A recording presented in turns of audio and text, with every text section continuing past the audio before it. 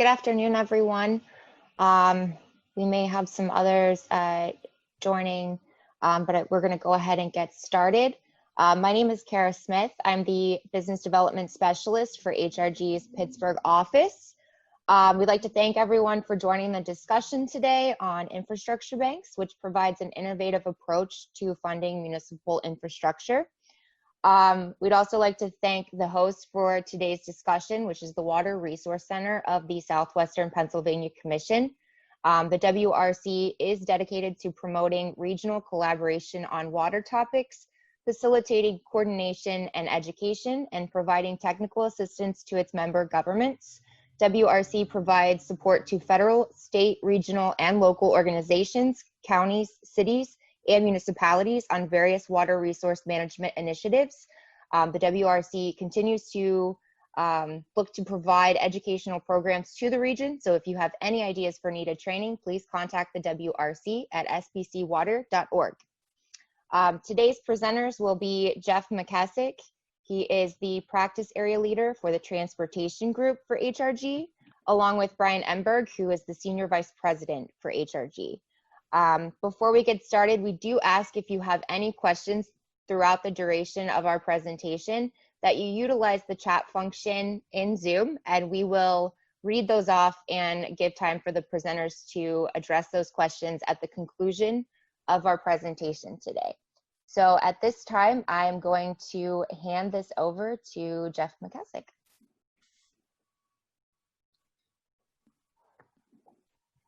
Thank you, Kara. And thank you everyone on the phone here and then on the Zoom meeting here, taking time out of your schedule here to be with us for this virtual presentation. We're going to discuss infrastructure banks today.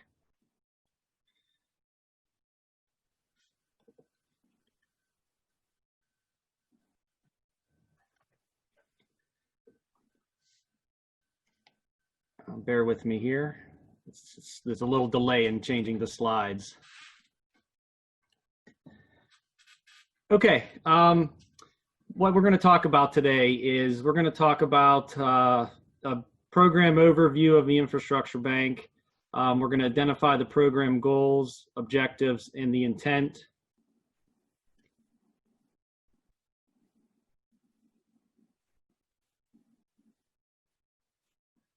We're going to establish understanding of basic program outline, and as Kara mentioned, in this virtual environment, if you please have any questions, use the Q&A function, and we'll allot some time at the end to answer any of those questions that you may have.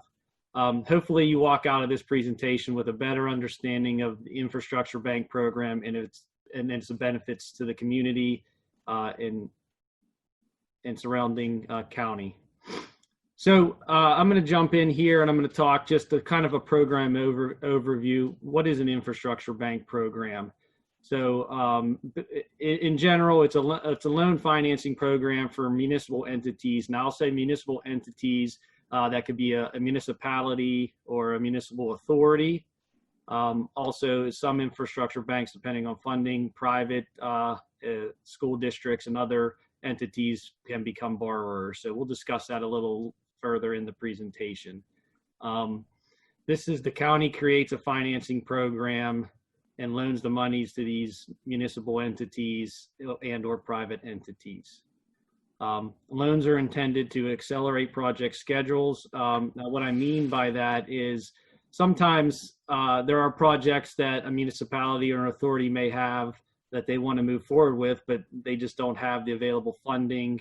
What the infrastructure bank program allows is a low interest rate loan that makes it affordable, that some of these projects that may be, further out in the future, maybe they can accelerate those and move those up in the time frame and get those on the books and moving based on that affordable rate that's provided through the infrastructure bank program.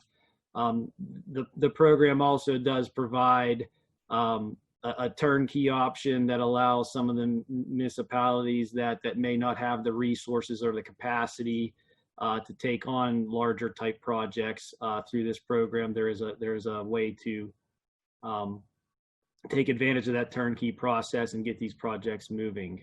Also, the program does spur economic development, and then you can also use it to leverage additional funding sources that you may have as far as multimodals, that type of stuff.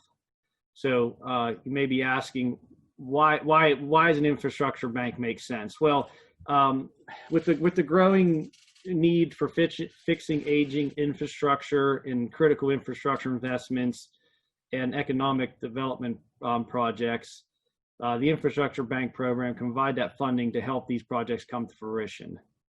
Like I had mentioned, some of the major obstacles some of the municipalities and authorities are running into is just challenges in attempting to secure the funding, and in some cases just even executing larger type complex projects, just not capacity resources to do that. So that's where the infrastructure bank could come in. It offers that, like I said, a low interest financing and then that project delivery support. So I want to jump into some of the key program elements and major benefits. So obviously the county would be the administrator of the infrastructure bank program. So that would be back investing county funds back into county communities. The program is a substantial renewable source of funding. As the applicants repay their loans, the bank funds are replenished. The cycle can begin again with new applicants, kind of creating a self-renewing permanent funding source. Then the loans are made, they're flexible. So what I mean by flexible is they can cover entire project costs. So as applicants are put together their application packages and present them to the county for review, as the county reviews those and approves those, they can look at the actual amount that's needed to build those infrastructure based on the cycle and the rounds and how many projects come in, and that's the loan that they would go out and go for. So what also it does is it allows for, in most grant programs, only certain costs can be covered. But what the infrastructure bank can do is can cover the entire cost of the projects, like the administrating oversight, the design, the fees, and the construction. And also the loans are affordable. They're subsidized, reduced interest loans. So we'll talk about that more on later in the presentation in a further slide. Project delivery options.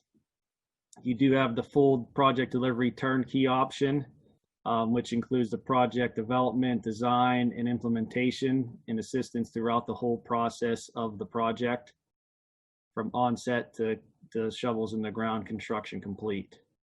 And then there's the funding only option, which really you have as a municipality or authority have a design team or engineer under contract, and you move forward with that, where you're really just looking for that loan and that the funds available to move the project forward.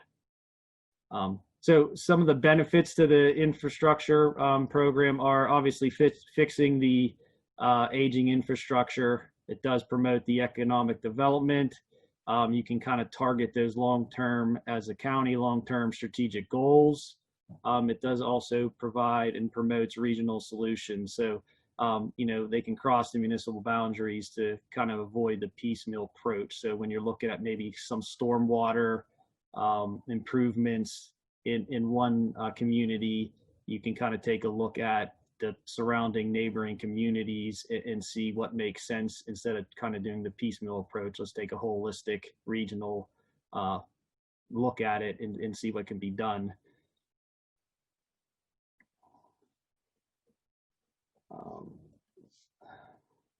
So I wanted to talk about potential eligible organizations. So again, I had mentioned before that the borrowers could be municipal government, municipal authorities, nonprofit organizations, private entities, and school districts.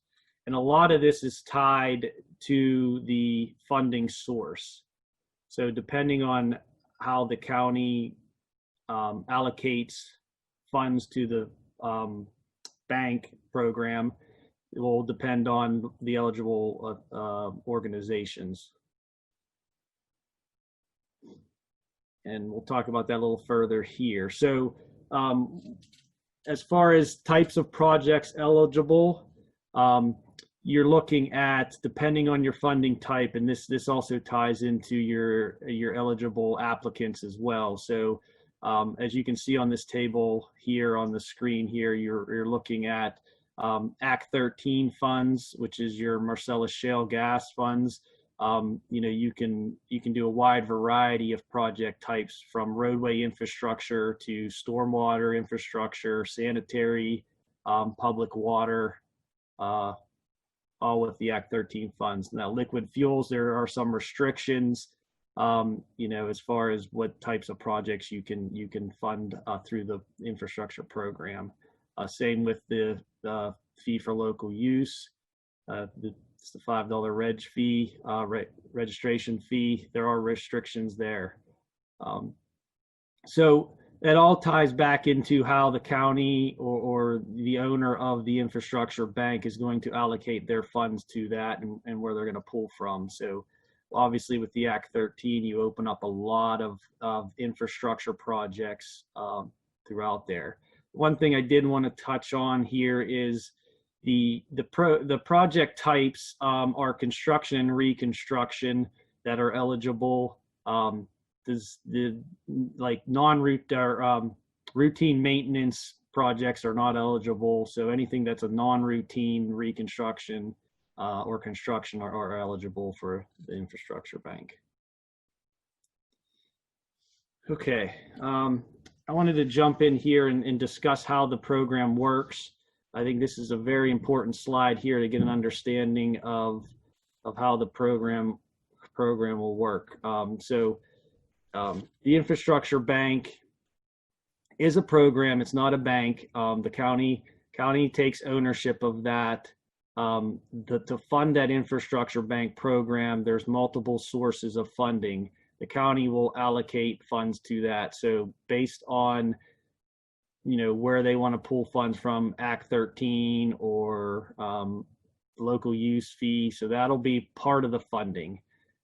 So then also part of the funding to get the infrastructure bank up and running is, and there's a little block that's probably missing here, but through the application process, and once the applicants are approved, that'll determine the amount of funding needed as far as through a bank loan or bond issued. So depending on what that may be, say $10 million based on 4 projects through that round, the county would go and solicit a bank loan or bond or a Pennsylvania infrastructure bank loan as another source to capitalize that infrastructure bank program.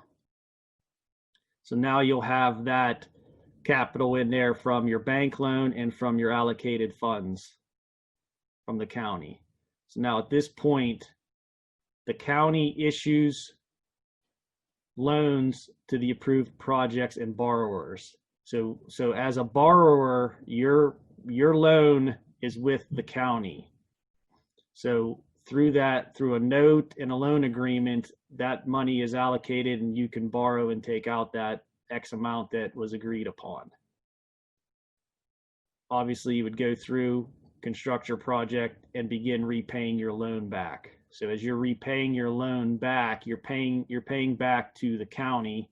The county would then combine, the borrower's loan payment with their portion, the county's portion, to repay back the bank loan or bond or whatever was issued to pull that infrastructure bank together. So it's kind of a confusing process, but the whole idea here is I want everybody to understand is that the infrastructure bank program is a county administered program, that they are the actual owner of the program who issues the loans to the borrowers. So the borrowers are just paying the county back, where the county then does the ultimate replenishing and paying back the bank loan.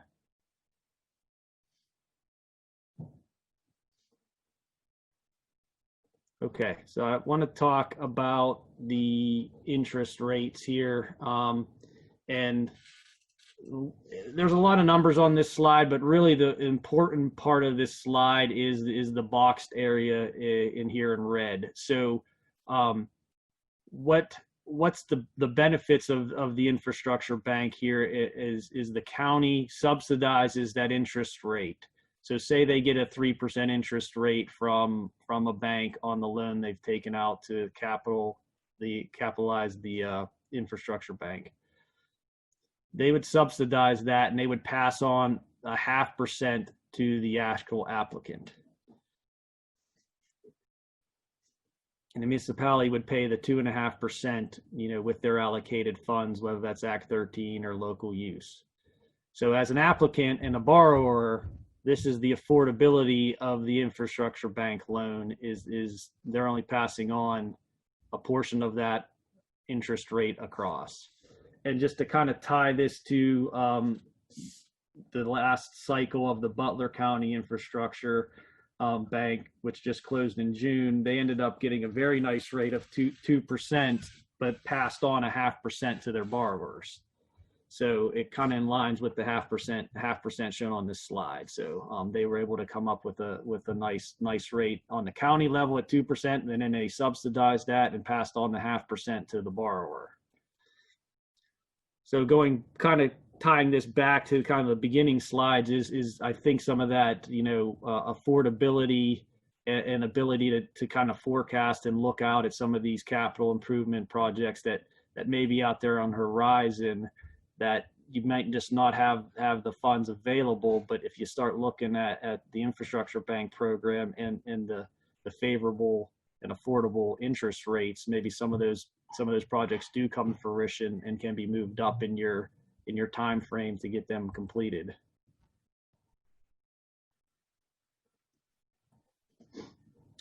Oh, sorry, back up one slide here. So I just kind of wanted to go over kind of the process overview here, just to kind of give you an idea of how the application process works. So the county would open up the application for the next cycle or next round of the infrastructure bank. Typically, when that application period opens, there's an announcement sent out to all municipalities and municipal authorities within the county, advising them that the next cycle or next round of the infrastructure bank is opened and looking for applicants. Part of that process is a pre-application conference. It's a mandatory pre-application conference to go over the application and go over the project. And then there would be the formal application submittal. And then after that formal submittal, there is a presentation to the Infrastructure Bank Advisory Board where the applicant would come in and present the project, and local support is part of that. There's some other information as part of that application process. It's not a very complex application. It's pretty straightforward. The key to the application process is being organized and having good records, because obviously you're looking at taking out a loan for an X amount of period of time. So financial history, financial records are very important part of the application. So having all of that information in an organized manner makes the application creation and review pretty quick, pretty streamlined. So after it goes through the presentation, the advisory board weighs in on it, makes the recommendation, and then it goes to the county commissioners for approval. And at that point, this goes back to the flexibility and right sizing of the loan. So, this is where the county would then solicit financing, and only solicit financing necessary to fund, that round of the infrastructure bank. After that, the applicants need to follow the LAGUDA process and do that. And then they would go through that process, and the settlement and financing entity and loan agreements executed. The funding becomes available, and then obviously design and construct your project. And then also after as the design and construction, obviously record keeping throughout the construction there as far as the loan agreements, contracts, invoices, and then obviously ultimately you need to repay the loan back to the county, so that the county can pay the banks and keep that cycle going. So time frame here. We do have a little cloud there indicating some of the timeline factors that drive the timeline, the Laguda process, and debt resolution on the applicant's end after the financing is solicited, and then the RFP financing. Obviously, you have to put an RFP out there, advertise for it, solicit those financing RFPs, and that takes time. So as far as the whole process, you're probably somewhere in the at least 6 months minimum time frame to kind of go through that whole process there from beginning to when the Laguda process and the settlement and agreements come into play. So with that said, I'm going to turn it over to Brian Emberg. He is going to start talking about the turnkey project delivery and further discuss the infrastructure bank program. So Brian. Okay, thank you, Jeff. Good afternoon, everybody. We're going to talk about the second component of the infrastructure bank. Jeff spent a lot of time talking about the funding part of it and how it is very favorable, and that you really can't finance a project cheaper anywhere else than an infrastructure bank, as opposed to going through other financing sources on the open market. But the other part of most infrastructure banks is this turnkey project delivery. When we first developed this concept, we realized that some municipalities, depending on the size or complexity of their project, really have never administered a project that big and didn't really know where to start. So the program has an option to provide full project delivery by the county and on behalf of the applicant. So the advantages of a turnkey approach: the project can provide early project planning, even, what is the right scope and the right approach to solving the problem, and what are even the costs that we're looking at. That can be aid in developing those estimates. And then once it's a go, then and I'll show you on a slide here in a few moments what it is. This is a lot like the old Volkswagen sign and drive. Once you get your project applied for and approved, you sign the agreement with the county, and then the county just moves on and gets the project delivered for the applicant. So this is a breakdown of how the turnkey process would work. The applications are made, and in the application there usually is an option or a checkbox that do you want to take advantage of the turnkey option, where the county helps in the project delivery, or the applicant wants to deliver the project on their own and use their design team. So at this point in that application, that's when that decision is made, and you can take one of these two routes in order to get a project delivered. So on the turnkey approach, where the applicant says, I'd love to have the county take and deliver the project, they still have, the applicant still is involved in making sure that the project is meeting their expectations and their goals through the review process. But counties have a staff and consultants and team members that are used to delivering and procuring lots of different projects. So they have a well-oiled machine in order to do this. So that becomes part of the agreement. And so the project, the county's design staff and design team designs the project. along with the applicant in review, so that the applicant gets to approve the plans so that they are assured that the end project meets their expectations. The county can go through and go through the bidding and award and the procurement process. It can handle the construction inspection and the monitoring, and then finalize the project and turn it back over to the applicant, who owns and utilizes the project and then begins loan payment. So that's the turnkey process. But if the applicant has a good experience with delivering projects, and they certainly can use their own team to do this as well. But you see, the county is now involved with the design review. And the reason is that the county is just not going to hand over money and walk away and assume that the project will be completed. The county has skin in the game, so they have a responsibility to understand what's being designed and it's consistent with what they approve, so that there would be a review process involved here from the county side. So you can see they just mirror each other. It just depends what entity is delivering the project. One of the things also that would be involved in the application, if an applicant wanted to use their own engineer, the application would require to submit the qualifications of the engineer, so that the county had understanding that they were capable and had the experience to deliver whatever type of project is being considered.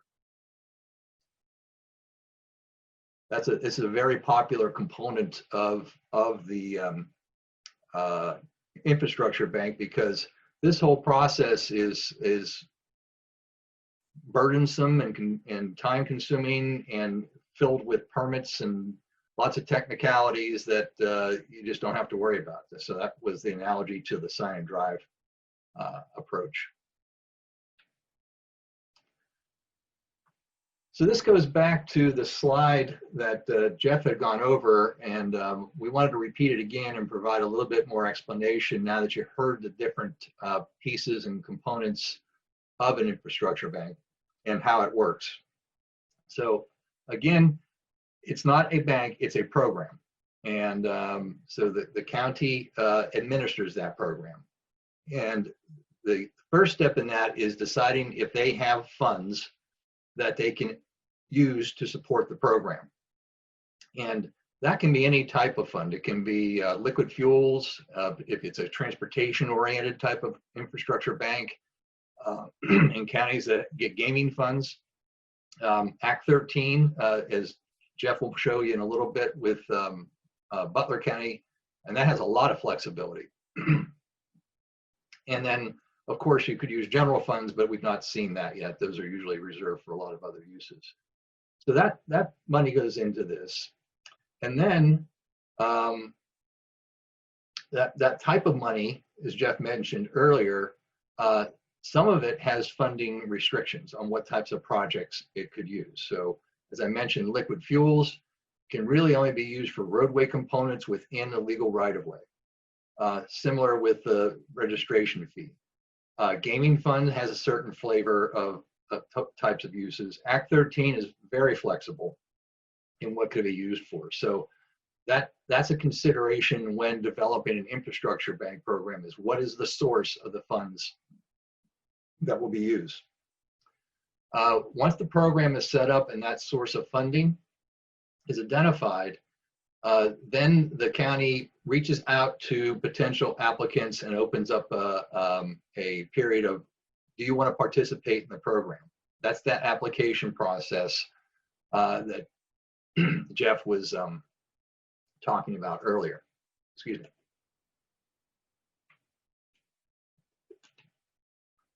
So that could be anywhere from 1 to 5 to 10, and that's these borrowers. So borrower 1 may come in and have a $200,000 project. Borrower 2 may have a $500,000 project, and so forth.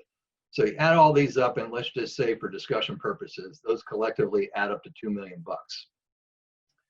So the county then looks at that $2 million and goes out and looks at different ways to finance that.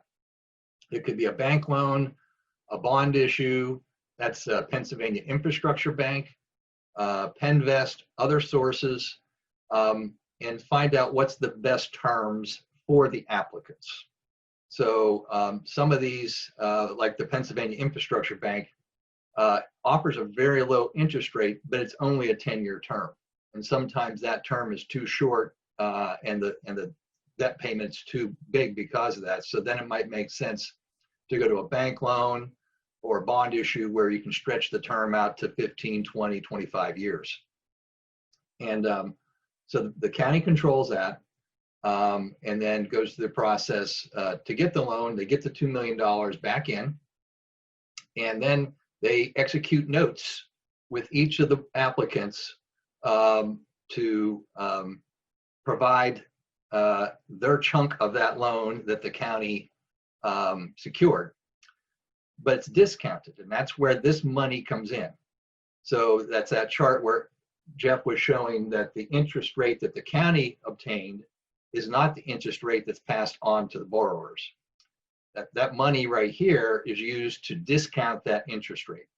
And right now, with the interest rate market being so low, as you heard, applicants are getting loans at 0.5% interest rate. And you're not, so if the applicants were to go do this themselves, they're not going to enjoy the benefit of that discounted rate. So a program like this almost always assures that the applicants will get the best interest rate and terms on the market available anywhere.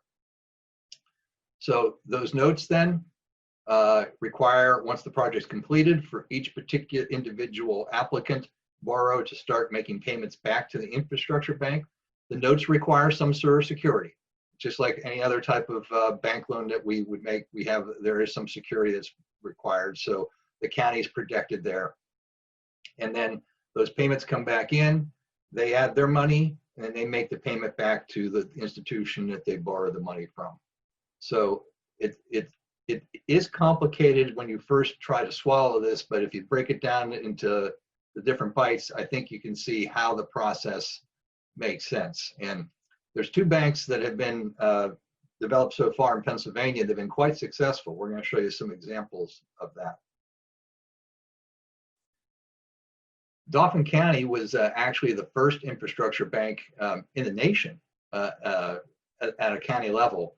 And they've have a good history of projects. Their funding source is transportation related. So you'll see many of these projects are transportation oriented. The one here is because I know we're talking about water resources. Susquehanna Township did an upwater stormwater project where they overhauled their stormwater system, and you can see it's a pretty significant, nearly a $5 million project. All that stormwater infrastructure was within existing roadway right-of-way, so that was how that was able to be used for that. But so far in about 5 years, it's over $25 million of projects that have been completed that otherwise probably would not have been advanced. And that goes back to Jeff's point about how these programs can help projects get accelerated because of the unique financing tool that it is. Here's an example of what the project was. It was a streetscape project in Middletown, Pennsylvania. It was not the brewery, it was a streetscape project. That's not an eligible use, the brewery is not an eligible use. So you can see what an impact it has on the community though of some of the projects that can be completed. Small, short bridges are largely, they're not even inspected, bridges under 20 feet in length. And so a lot of them being not inspected have gone unrepaired, unmaintained, and you know, they're not cheap. $1.5 million to get a small structure taken care of. There was actually two in that, but that particular township was very grateful to be able to use the program. And they used the sign and drive option where they made an application and the county worked with them to deliver the project, and now they have safe structures. Dauphin County's program, as I mentioned, was one of the first in the nation, and it's been recognized for its innovation and success. It was the NACO, National Association of Counties, 2014 award winner. And also was the DCED 2017 Governor's Award for Local Government Excellence. And the FHWA has actually listed it in some of their programs as an innovative program to be emulated. I think I'll turn it, you can take it back there, Jeff, right? Yes, thanks, Brian.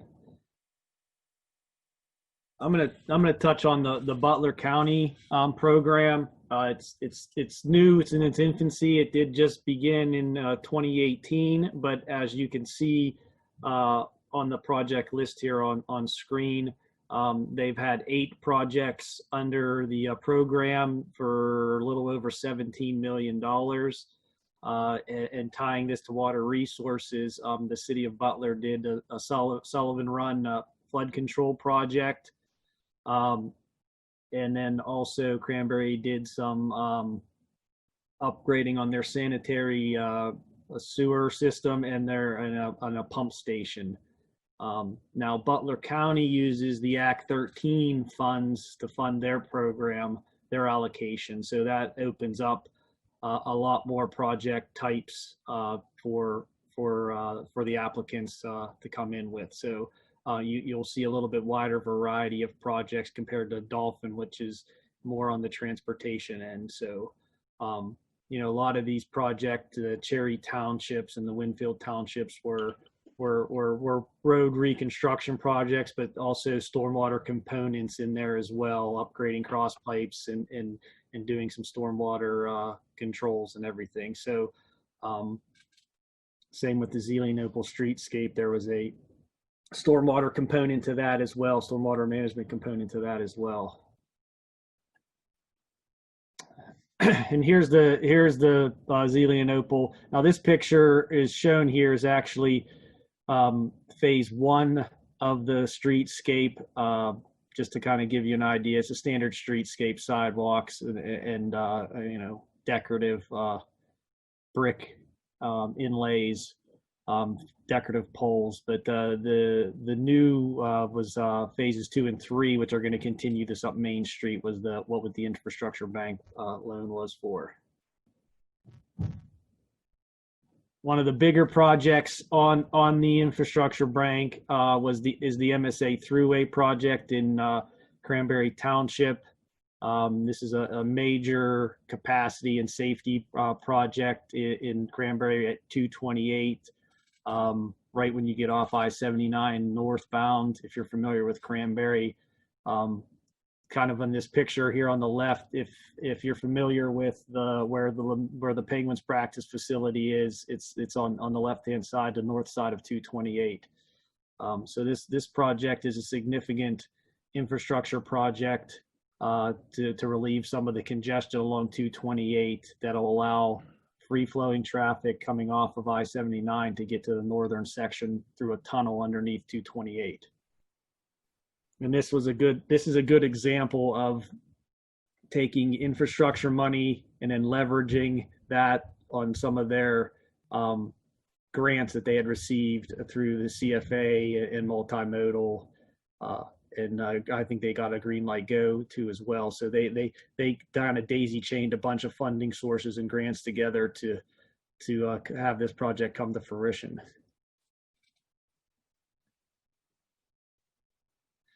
With that, I think we were going to open it up to any questions.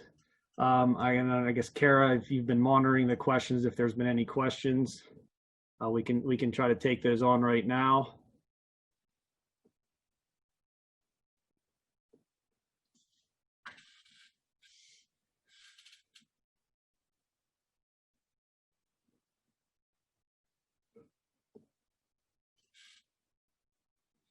So I'll jump in. Must have lost Kara here, but we do have a couple questions coming in here.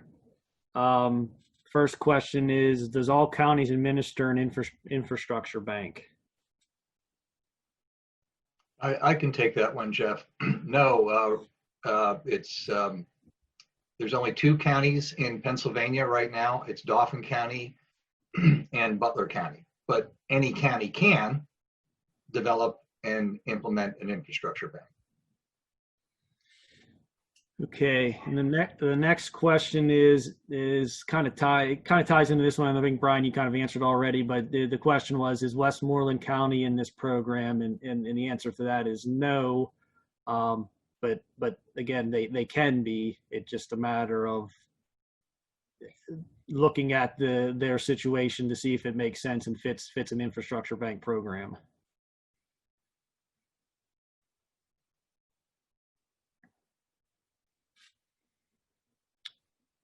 So I think that's all the questions I'm seeing out there. If there's any more questions, please use the question and answer, and then we'll try to answer them.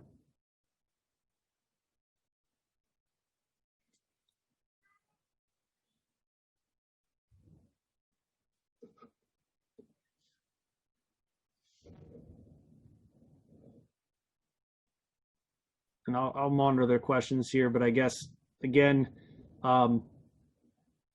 Brian and myself, are available if you have any questions outside of this. If you come up and think of something, later on and you'd want to ask the questions, please reach out to Brian or myself.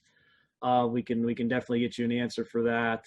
Again, want to thank the Southwestern Pennsylvania Commission Water Resource Center for allowing us to present this topic. I did just get another one. Another question here is, here's a couple more filtering in. How do we know when the loan opportunities are opened? Once a program is established, there's usually a information session that's held where municipalities are invited to listen about the program and understand how it works. It would be very similar to this type of a presentation, but dialed into the particular county that might be launching it. But then what happens is there's some sort of a public announcement that an application period's open, and it usually stays open for a couple of months, like any type of grant program is. But then it's closed so that the county can process the applications and move through it. Both counties, and you can add about, I'll speak to Dauphin, but Dauphin County usually does 1 cycle per year. Sometimes it's done 2 if the demand is there. Usually the number of applicants range from 3 to 6, depending on the interest in the program. And I guess I'll speak to Butler. Butler does the educational presentations as well, but they also do, and I think I had mentioned it in that process overview, that Butler does send out an announcement to all municipalities and municipal authorities in the county, just directing them that the news cycle and round has been opened, and it does provide a bunch of information on who to contact if they have a project, what the eligible projects are. That all that information is in that announcement. But they will follow up with the kind of the county tour, several different presentations in different locations in the county, that also all the municipalities can be invited to that and get an idea of what the next round will look like. And I guess speaking to applicants, Butler's kind of similar in it's only been 2 rounds, but they do one per year, probably 3 to 6 applicants per year. So similar to Dauphin there. And then another question filtered in here.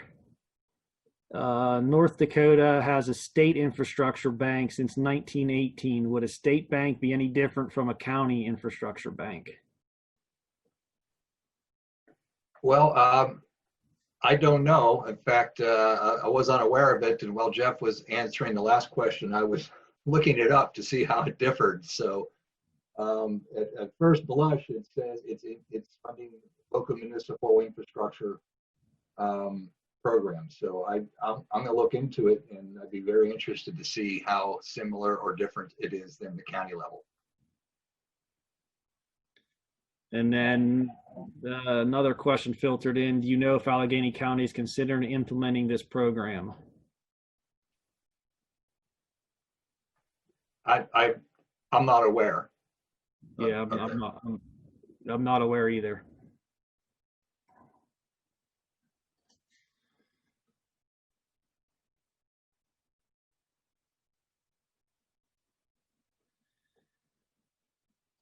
Okay, it looks like that was the last question. Again, if you have any more, please use the Q&A portion of the presentation to ask. Again, like I said, if you have anything outside of the presentation, please reach out to Brian or myself, and we can get you an answer to any questions you may have outside of this presentation.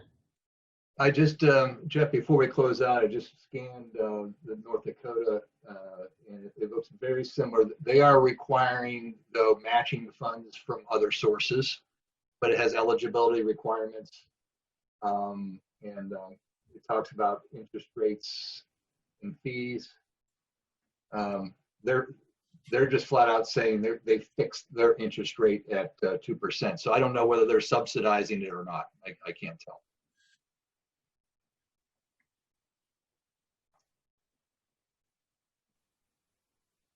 Okay, oh, maybe we did get another question here.